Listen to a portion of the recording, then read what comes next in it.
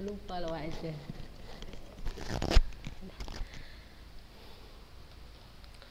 Bismillah. Assalamualaikum warahmatullahi wabarakatuh. Waalaikumsalam warahmatullahi wabarakatuh. Waalaikumsalam warahmatullahi wabarakatuh. Alhamdulillah wassalatu wassalamu ala rasulillahi amma ba'du. Anak-anak ustazah, apa kabar? Alhamdulillah baik Ustazah. Taqabbalallahu minna wa minkum ya anak-anak ustazah semua. Kayak mana kak lebarannya? Sehat kan? Gak ada yang sakit kan? Ada Zah. Alhamdulillah. Iya. Kalau terasa nggak enak badan, cepat minum obat sauda, minum madu ya kak ya, jaga imun badan. Ya. Jangan banyak-banyak melalak ya. Kalau nggak penting-penting di rumah aja.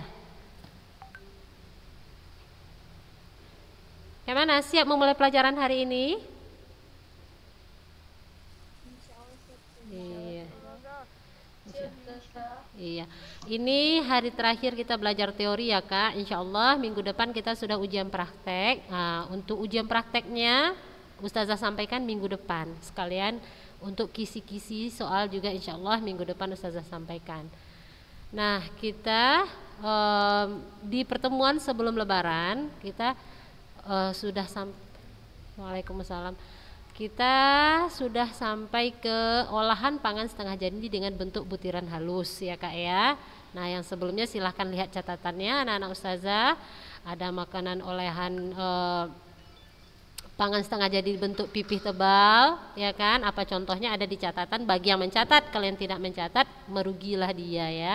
Karena apa? Ingat ya,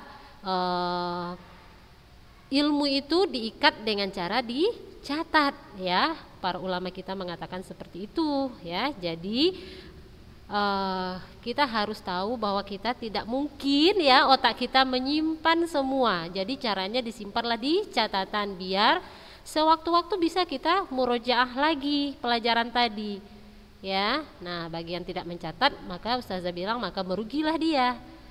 Nah, ada juga olahan pangan setengah jadi dengan bentuk butiran besar. Nah, apa saja contohnya? Nah, itu Ustazah juga sudah menjelaskan. Terus ada olahan pangan setengah jadi dengan bentuk butiran halus. Nah, apa saja contohnya? Apa saja makanan yang bisa dibuat dengan seperti itu juga sudah Ustazah jelaskan, ya kan, Kak? Oke. Nah, kalau kita makan anak-anak ustazah, kita tidak makan hanya sekedar kenyang gitu ya kan. Kita makan ada gizi-gizi, ada zat-zat gizi yang harus dipenuhi ya, yang dibutuhkan tubuh yang harus kita penuhi. Nah, dia berguna untuk pertumbuhan ya kan, berguna untuk biar badan kita bertenaga gitu ya kan, biar kita tumbuh, biar kulit kita sehat, biar rambut sehat, mata sehat, gigi sehat. Nah, semua yang kita makan itu berguna untuk kebaikan anggota badan kita. Nah, ada namanya karbohidrat ya, zat karbohidrat gizi penghasil tenaga atau karbohidratnya. Itu juga harus kita penuhi. Nah, biasa didapat dari makanan-makanan utama ya Kak, kayak nasi ya, jagung, gandum, roti ya, mie, kentang, nah dan lain sebagainya yang sebagai penghasil karbohidrat. Nah setelah itu kita membutuhkan yang namanya protein ya, tubuh kita membutuhkan yang namanya protein. Nah dia termasuk zat gizi pembangun sel. Nah biasanya ini didapatkan dari daging, dagingan dan kacang-kacangan. Ya, nah misalnya tidak bisa memakan daging atau sedang tidak ada daging di hari itu, anti bisa memakan tahu atau tempe yang berasal dari kacang-kacangan. Nah, insya Allah protein juga terpenuhi. Ya, nah selanjutnya ada namanya zat gizi pengatur dalam jumlah yang sesuai kebutuhan tubuh ya. Nah, atau biasa orang menyebutnya vitamin ya Kak. Ini biasa didapat dari buah dan sayur. Ya. Jadi jangan memilih-milih makanan Nah, setelah itu kita masuk ke teknik pengolahan. Ya, teknik pengolahan itu ada pengolahan basah, ya, terus ada pengolahan kering, basah kering ya kak ya. Nah, panas kering. Nah, untuk pengolahan basah ini silahkan dibuka lagi catatan semester lalu, catatan di kelas 7 ini ada. Kita cuma sekedar memurojaah singkat ya kak ya. Untuk lebih coba yang di rumahnya lagi ribut di mute aja ya speakernya ya. Nah, teknik pengolahan makanan panas kering atau moist heat ya. Nah, ini adalah pengolahan bahan makanan dengan menggunakan bahan dasar cairan untuk mematangkannya.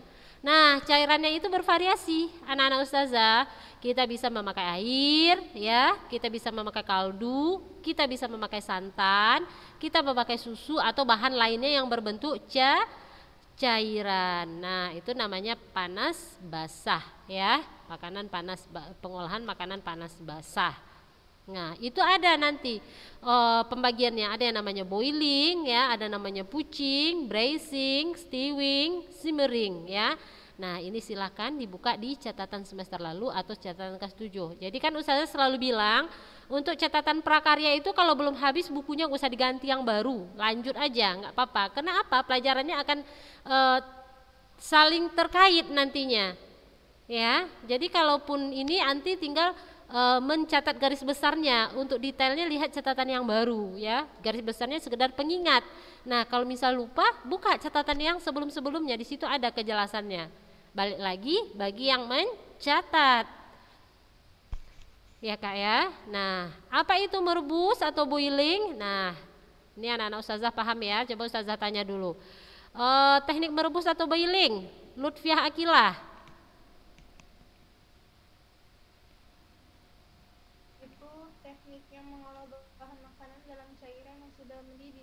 Iya, Masya Allah. Kalisa, coba teknik puching.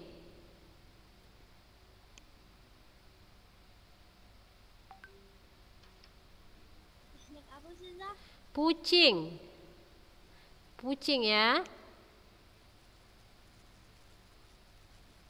Puching. Dia ada boiling, puching, braising, stewing, steaming, dan simmering. Mengetim.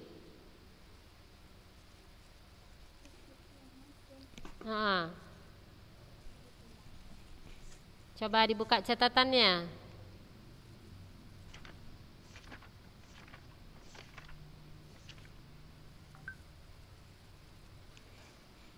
Makanan yang direndam dalam air mendidih sih. Makanan yang direndam di dalam air mendidih. Lebih detail ya kak, yaitu bahan makanan yang dimasak di dalam cairan yang menutupi bahan makanan ya, sebatas bahan makanan menutupinya dan direbus dengan api kecil di bawah titik didih ya. Jadi kita merebusnya apinya kecil aja di bawah titik didih, di bawah titik didih. Titik didih itu kan 100 derajat ya kak, jadi di bawah itu berarti jadi sekitar 92 sampai 96 derajat aja. Nah, ini memasaknya memang agak lama. Nah, tujuannya adalah biar kaldu dari bahan makanan itu keluar dengan sempurna.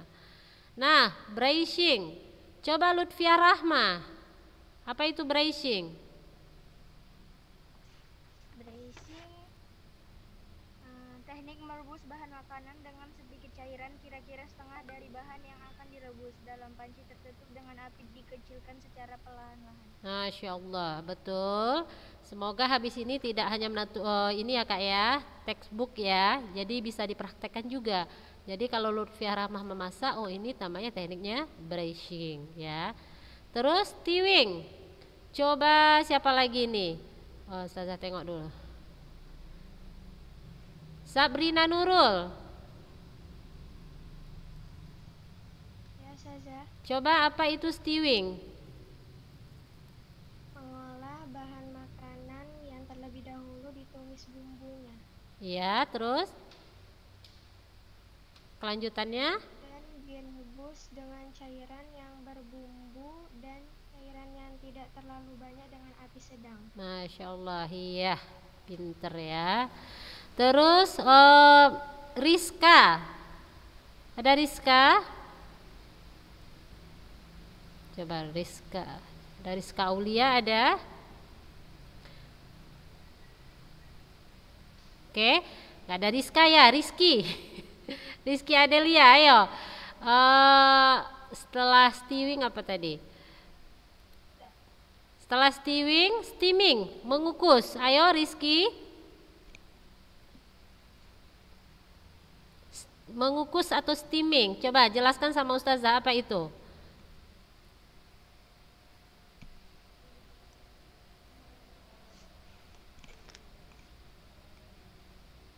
Steam atau mengukus merupakan salah satu teknik dalam memasak untuk menyajikan makanan matang tanpa melibatkan minyak. Jadi yang kita manfaatkan di situ apa kalau kita mengukus? Uap, Zah. Masya Allah, Uap air mendidih. iya mengukus. Berarti kita menggunakan saringannya itu ya Kak ya. Jadi di bawahnya air, di dalam panci itu di bawahnya kita taruh air, terus di atasnya ada pembatas. Nah baru uap air itu yang kita manfaatkan untuk mematangkan bahan makanan. Anissa Rizky Ayuri, apa itu simmering?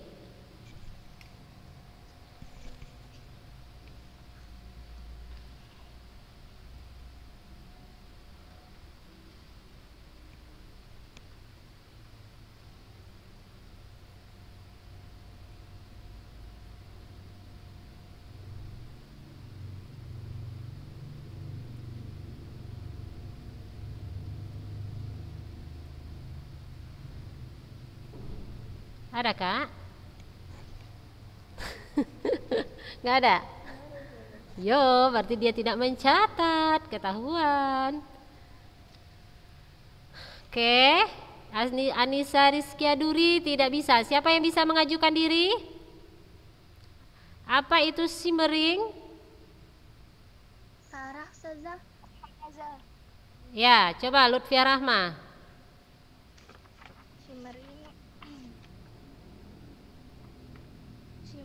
Simmering adalah teknik memasak bahan makanan dengan saus atau bahan cair lainnya yang dididihkan dahulu, baru api dikecilkan di bawah titik didih dan direbus lama. Masya Allah. Iya. Oke, sekarang mengetim. Dwi Aulia, apa itu mengetim Kak?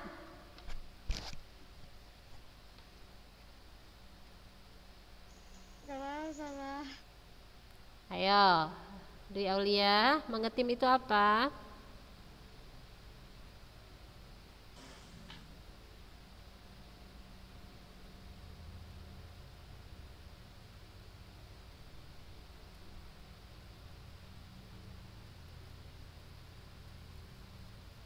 Bisa Dwi? Enggak, Ustazah. Yo, ketahuan lagi yang tidak punya catatan. Siapa lagi yang bisa? Apa itu mengetim? Elva, Ustazah. Wanita, Ustazah. Coba Elva. Mengetim adalah memasak bahan makanan dengan dua buah panci yang berbeda ukuran, di mana salah satu panci lebih kecil. Iya, Masya Allah Elva ya. Itu ya Kak ya. Nah, Ustazah berharap anak-anak Ustazah tahu itu semua tanpa harus melihat catatan. Jadi kalau Ustazah tanya, tahu dengan cara apa? Dengan cara mempraktekkannya. Karena ini memasak yang kita sehari-hari pasti mengerjakannya gitu ya kan. Nah sehari-hari pasti kita alami, kita lakukan ya kegiatan yang tidak lepas sebenarnya ini. Jadi nanti kalau misalnya anak-anak Ustazah melelehkan coklat gitu, oh ini namanya mengetim. Oh, dan mungkin kita semua tahu Kak, cuman kita mungkin tadi apa istilahnya itu kalau di sini misalnya simmering atau apalagi pucing gitu kan, atau steaming. Nah sebenarnya kita hari-hari mengerjakan, oh Ana mau mengukus nasi gitu, Ana mau mengukus kentang gitu ya. Sebenarnya kan ada anak-anak saya misalnya, iya ntar ya Ana mau mengukus kentang. Nah sebenarnya kan itu kegiatan yang namanya istilahnya steaming di dalam memasak ya kan Kak. Nah jadi kalaupun ditanya, oh apa itu gitu, yaitu memasak bahan makanan yang kita memanfaatkan di situ adalah uap airnya untuk mematangkan si bahan makanan tadi gitu kan, dengan cara kita memakai panci, di bawahnya diisi air, terus di atasnya kita taruh pembatas atau saringan, baru taruhkan bahan makanan, kita tutup. Nah, kita tunggu dia masak gitu ya kan. Jadi bisa menjabarkannya. Ya Kak ya. Nah, setelah itu kita masuk ke teknik pengolahan makanan panas kering atau dry heat cooking ya. Nah, yaitu mengolah makanan tanpa bantuan bahan dasar cairan untuk mematangkannya. Jadi kebalikannya ya Kak ya dari pengolahan bahan makanan panas basah. Kalau panas basah kita betul-betul membutuhkan cairan untuk mematangkan makanan kita. Nah, kalau di dry heat cooking ini kita tidak membutuhkan bantuan bahan cairan untuk mematangkannya. Nah ya, tapi kita bisa menggunakan minyak ya, minyak entah itu minyak zaitun, entah itu minyak canola ya kan, terserah, atau minyak yang biasa kita pakai hari-hari ya Kak. Apa mereknya macam-macam ya, minyak kelapa ya, minyak kelapa sawit dan lain sebagainya ya. Nah itu yang kita butuhkan bantuannya. Nah di dalam dry heat cooking itu pun dibagi-bagi lagi ya, ada pembagiannya. Ada yang namanya menggoreng dengan minyak banyak, nah itu namanya deep frying. Terus menggoreng dengan minyak sedikit atau shallow frying, atau menumis atau shooting, memanggang, baking ya, membakar atau grilling, dan yang terakhir ada yang namanya roasting. Nah, anak-anak ustazah menggoreng dengan minyak banyak, nah, ya. Contohnya adalah anti membuat sesuatu makanan yang crispy, entah itu kentang goreng crispy, entah itu ayam goreng crispy, entah itu tempe goreng crispy dan lain sebagainya. Pokoknya sesuatu makanan yang crispy, nah itu menggunakan banyak minyak dalam masa pematangannya, itu dinamakan deep frying ya Kak ya.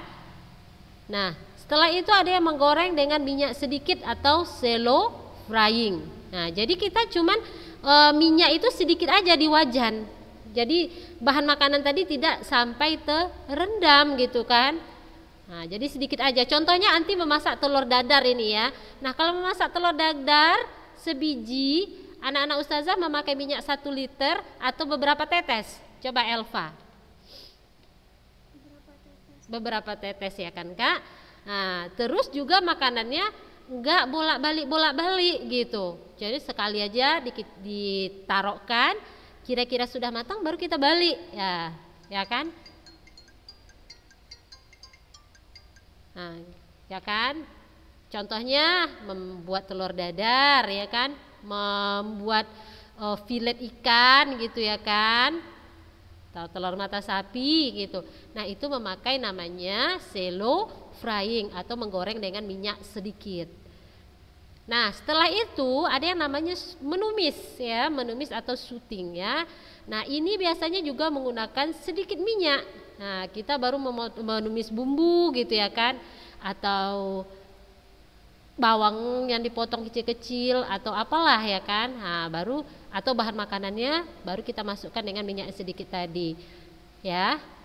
Nah kalau kita maunya dia berkuah ya, contohnya adalah anti memasak gulai misalnya, itu kan bumbunya ditumis dulu kan Kak, ditumis, nah bumbunya, terus kita kan namanya gulai itu berkuah, baru kita masukkan cairan. Tapi kalau anti cuma menumis misalnya sayuran gitu kan, yang mudah empuk, cukup ditumis, terus tambahkan sedikit kaldu, dia sudah matang gitu ya. Pernah ya mengerjakan yang namanya kegiatan menumis? Lutfiah Rahmah pernah? Pernah. Jadi nggak asing ya Kak ya dengan kegiatan menumis. Terus yang berikutnya ada yang namanya memanggang atau baking ya. Ini kita memanfaatkan panasnya ya. Biasa menggunakan alat yang bernama oven ya. Nah jadi kita memanfaatkan panas yang ada di dalam oven itu tanpa menggunakan minyak atau air ya. Jadi memanggang itu pun ada lagi macam-macam. Ada memanggang kering, memanggang dalam oven menambah kelembapan, terus memanggang dalam oven dengan menggunakan 2 wadah. Nah biasanya ini untuk buat roti, ya kan, memanggang kering ini biasa digunakan untuk membuat roti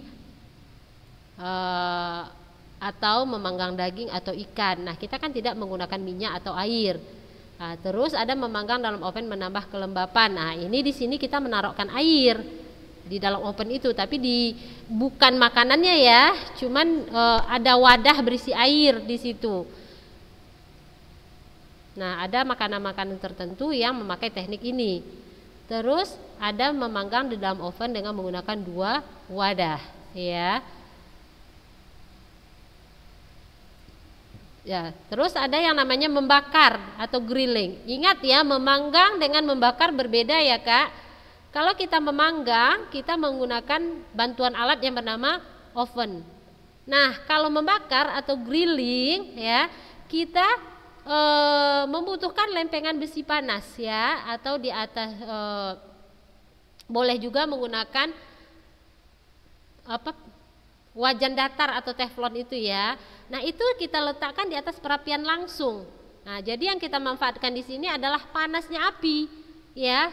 Panasnya api. Kalau tadi kan panasnya yang ada di dalam oven tadi. Oven itu bisa dengan kompor ya, dengan api, bisa dengan listrik. Nah kalau membakar ini kita betul-betul memanfaatkan panasnya bara api ya Kak ya. Nah jadi kita taruhkan di situ lempengan besi boleh ya, atau pen dadar atau teflon itu juga.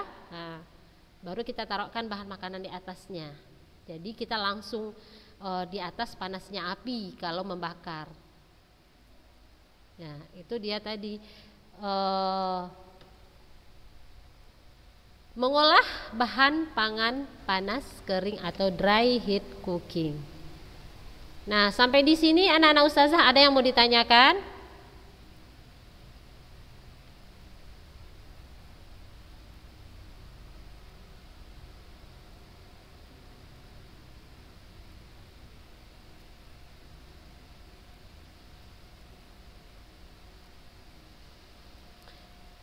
Paham berarti ya Kak, kalau nggak ada yang mau ditanyakan? Paham ustazah. Paham, Masya Allah. Berarti nanti kita prakteknya di pengolahan makanan ya. Anak-anak ustazah sudah paham, berarti sudah bisa mempraktekkannya. Selanjutnya kita masuk ke tahapan pengolahan ya, dan contohnya. Nah, contohnya di sini kita makanan setengah jadi dari serelia, yaitu mie Aceh ya, mie Aceh. Nah ini contoh tahapannya ya. Pertama adalah menyiapkan alat dan bahan ya kan Kak. Alat dan bahan apa aja di dalam buat mie Aceh itu? Ternyata ada mie ya, mie yang khusus buat mie Aceh, ada daging, udang ya, daun bawang, toge, seledri, bawang merah, bawang putih, timun ya kan, bumbu, minyak, garam, kecap dan lain sebagainya yang termasuk kepada bahan-bahan dalam pembuatan mie Aceh tadi. Ya, ini bahan-bahannya. Nah, di dalam bahan itu ada yang namanya bumbu, ya Kak ya. Di dalam kelompok bahan mie Aceh tadi ada yang namanya bumbu. Apa yang termasuk bumbu di situ? Yaitu bawang merahnya, termasuk kepada bumbunya, jahenya, ya kan.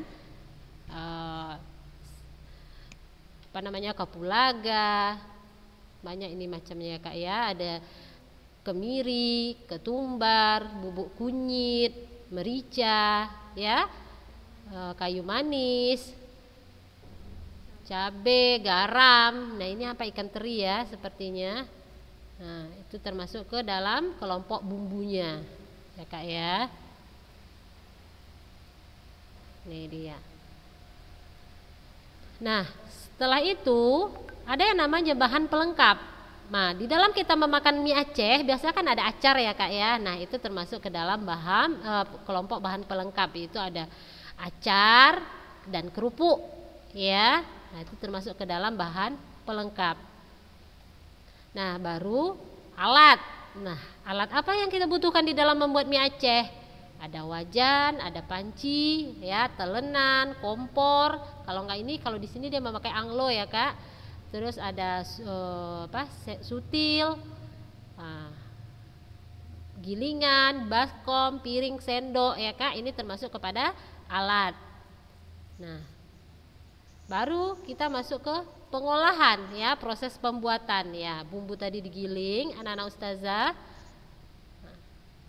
ya kan, sampai dia menjadi setelah digiling semua ditumis, jadilah dia bumbu matang ya, dia matang. Nah ini kalau mau membuat mie Aceh tinggal ngambil sesendok 2 sendok ya, ini dia membuat dalam porsi banyak.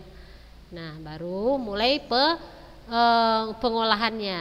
Nah mulai menumis dagingnya semua ya Kak ya, di dalam pembuatan mie Aceh tadi.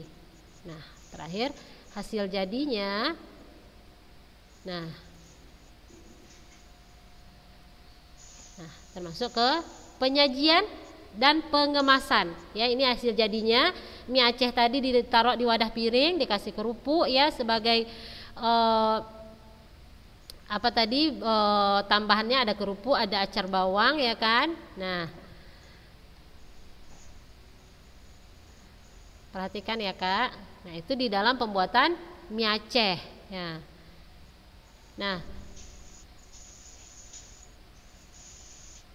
ini ada lagi, selanjutnya ada pembuatan onde-onde Bugis. Nah onde-onde Bugis ini terbuat dari ubi ya Kak ya. Ada ubi, terus gula merah, tepung ketan, garam, air, kelapa ya kan. Ini tepung, ini ubi ungu, terserah mau pakai tepung atau ubinya ya kan. Terus ada alat dan bahan ya Kak.